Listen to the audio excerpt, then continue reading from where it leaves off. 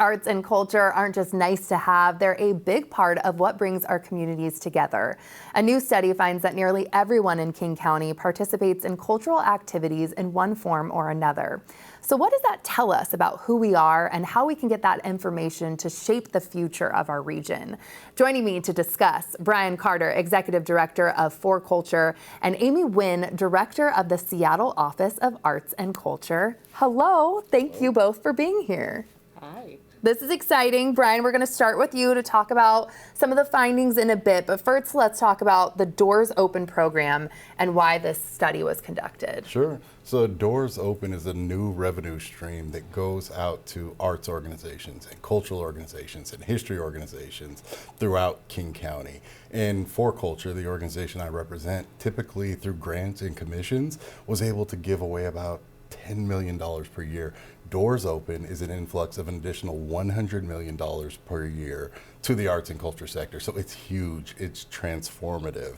And for us, we've always had really fantastic relationships with the cultural organizations we support, but this was a moment to really ask, how are residents of King County experiencing culture? What motivates them to go? What are they taking away from it? And how can we help those cultural organizations best serve the needs of King County residents? So that was the kind of impetus behind the survey. Definitely. And what kinds of organizations is this supporting? Well, I'll start with the size of the field, because Please. I think that's kind of surprising to a lot of people. There are over 950 cultural organizations, so science organizations, art museums, theaters, galleries, and they're ones that your viewers are going to be familiar with. Seattle Art Museum, Northwest African American Museum, the Symphony, the Opera, but we fund throughout all of King County. So you've got the White River Valley Museum in Auburn, the Vashon Film Festival, even the Sky Art Week in Skykomish. So it's the far reaches of King County, huge organizations, small organizations across multiple disciplines doing really fantastic work. Amazing. Okay, Amy, I want to get to you. The City of Seattle also invests in arts and cultural programs. What does that support look like? Oh, it looks like everything from your neighborhood to a larger scale. We fund individual artists to small, mid, large organizations, but I have to say, we really wanted to meet this moment with World Cup. And so if you went to some of our fantastic programming, we were doing it starting in June, and we'll still be going into September with over 80 free arts and culture events all around World Cup. We call it We Dream a Future. Spectacular. And Brian, I understand this study was designed to help us understand how people are really engaging with a lot of these opportunities. So what did you learn? Yeah, I think one of the main takeaways we learned is that King County residents love culture. 93% of King County residents participated in a cultural activity of one kind or another over the past year, which is really amazing. But when you compare it to national averages, the usage rate is even higher. So in King County, folks are like 1.5 times more likely to go to a museum, 1.3 times more likely to participate in a live performance of some sort. So the usage is really high, but I think the real big takeaway for us is how valued it is. So 97% of King County residents say that the cultural organizations make their communities better. Amazing. And Amy, the study found that barriers like cost and time keep many people from participating maybe as much as they would like to. So why is access to, the arts and culture and just this community and neighborhood so important? It's an excellent question.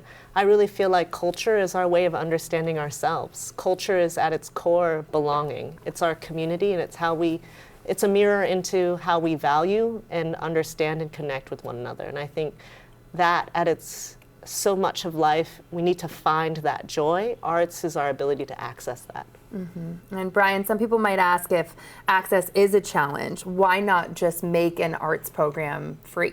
Yeah, I think cost is definitely a barrier to people participating, and I think Doors Open really helps with that. We have a public free access program that provides funds for organizations to offer free or reduced tickets. So since Doors Open funding came online, over 2 million free or reduced price tickets have been offered. So I think that's a way to overcome it. But there are other barriers, like people are busy. You've got family, you've got work, you've got friends, you've got other opportunities, and so time is a barrier. Also, folks have accessibility issues that they need to overcome. They may be physical accessibility issues. So I think it's really imperative that cultural organizations look at the overall needs and the barriers that exist and address those, because they're going to be different by organization. They're going to be different by community. So I think tailoring the bridges to overcome those barriers is really important. Definitely. And when you look at all of these findings together that we talked about today, what do they tell us about how important it is to invest in arts and culture?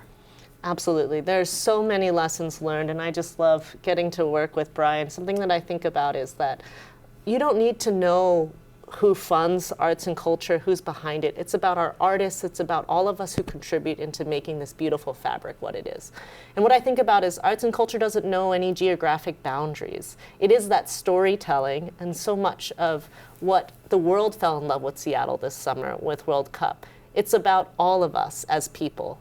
And the artistic mediums, from dance to music to visual arts, from our cultural spaces, that's what was showcased.